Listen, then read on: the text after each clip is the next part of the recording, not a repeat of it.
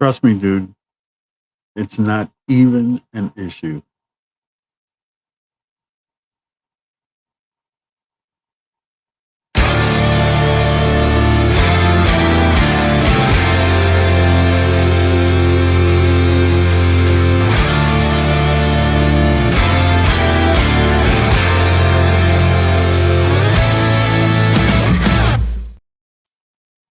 Hello again, everyone. It's Mikeylito here with another edition of my matinee reviews today of Aquaman and the Lost Kingdom. Absolutely the very last movie in the DC Extended Universe. Ugh.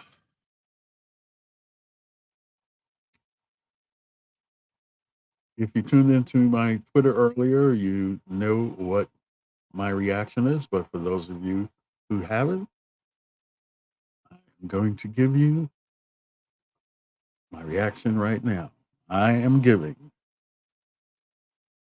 Aquaman and the Lost Kingdom a 6 out of 10, 3 out of 5 stars. And believe me, I'm being extremely generous. Extremely generous. So let's talk about it. Uh, I had a couple of slides that I wanted to present, and I didn't get them in time. But this movie is extremely muddled. Uh, it it has to do with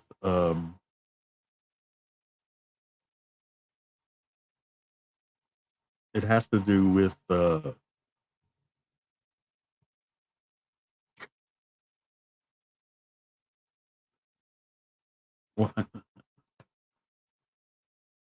I've lost my mind. I've absolutely lost my mind. With the death of uh, Black Manta's father. That's how this whole thing started. So we're getting into a revenge plot. So the whole basically the whole movie is centered around that. Uh, Black Manta is still trying to get revenge for the death of his father, and so he goes on this rampage, breaks into at Atlantis's little stores of some little known uh, uh, element called, and I have notes here, orichallium, orichalum, and he basically uses this to cause uh, what us humans would call like the global warming events that are happening all around the world, but they're getting worse and worse and worse, and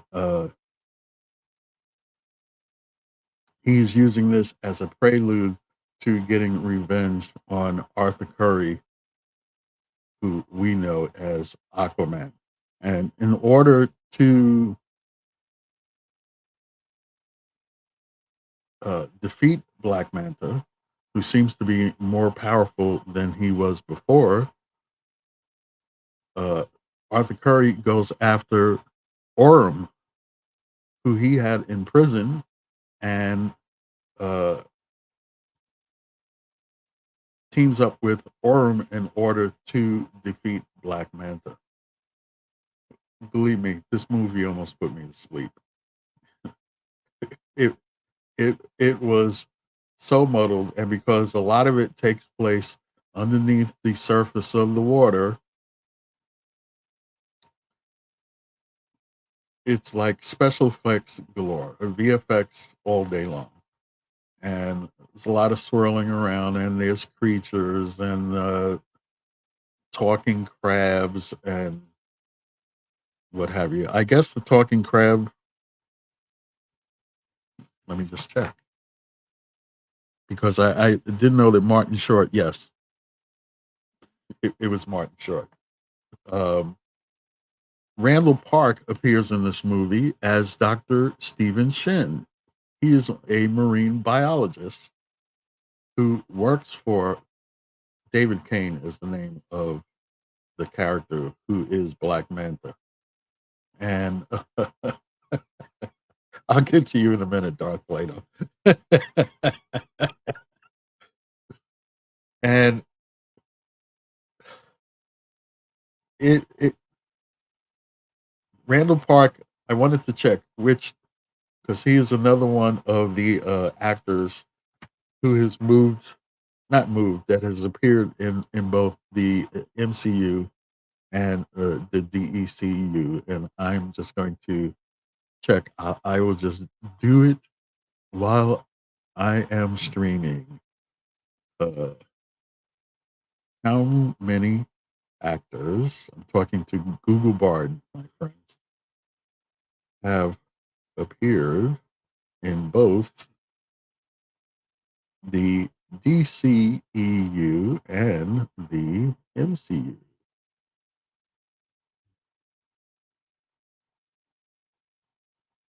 And we'll see what it says as it twirls around. As of December 2023, the exact number of actors who have appeared in both DCEU and the MCU is debated and can vary. The broadest estimate is 51. The most conservative estimate is 21. We'll just leave it at that. So let me put up Darth Plato's comment because it made me laugh. Sounds more like the Little Mermaid. Uh, it's very possible that Mr. Limpet it appeared. There was so many different creatures. There wasn't an animated cut, so I guess the answer is no, and what have you. This is a crazy movie, muddled. It's based on Black Manta's revenge of the death of his father and uh, Arthur Curry and his half brother Orem getting back together in order to defeat Black Manta and the conflict between the two of them and how they resolve it. And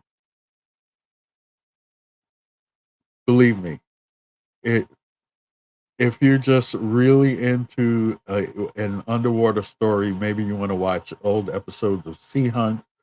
For this, I honestly think you can wait until the movie appears on Max in order to see it. And I would just remind you that one of the producers of this film happens to be the guy that's in charge of DC Studios that nobody talks about. And that name is Peter Safran.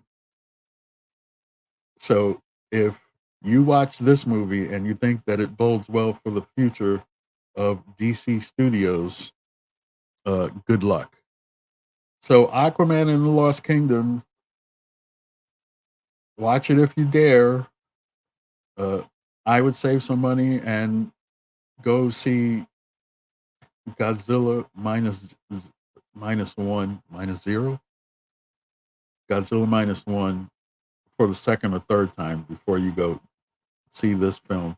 The only reason that it's getting a 6 is because there was really nothing. Oh, I forgot. Aquaman is the daddy now, and and that's also an important plot point. Uh, uh, it's used for a lot of comic relief at the beginning of the film, but it actually is a critical plot point later on in the movie. But like I said, I honestly think you can wait till Max uh, in order to watch this film. But if you don't, that's understandable. So What can I say? That's it. That's my honest feeling. So, as I always say, watch content, form opinion. You've heard mine. You've heard Darth Plato's questions. What questions might you have? Uh, we shall see in the future if you leave a comment below. There is one coming attraction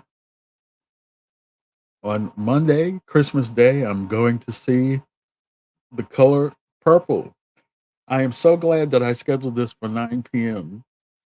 because in the time between I originally booked it and yesterday, the theater for the showing that I was going to see absolutely filled up.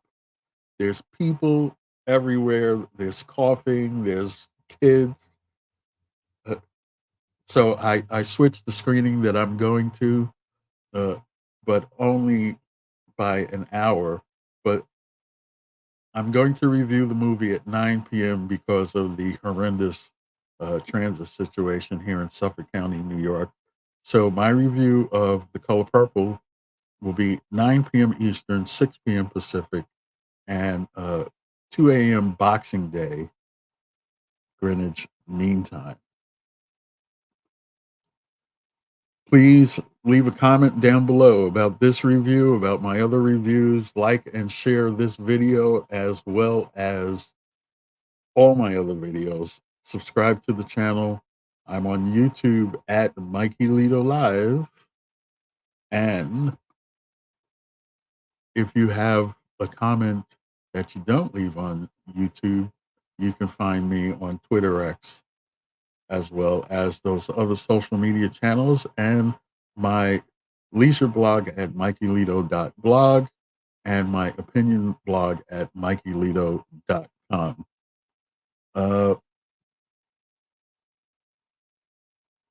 Tomorrow is Festivus,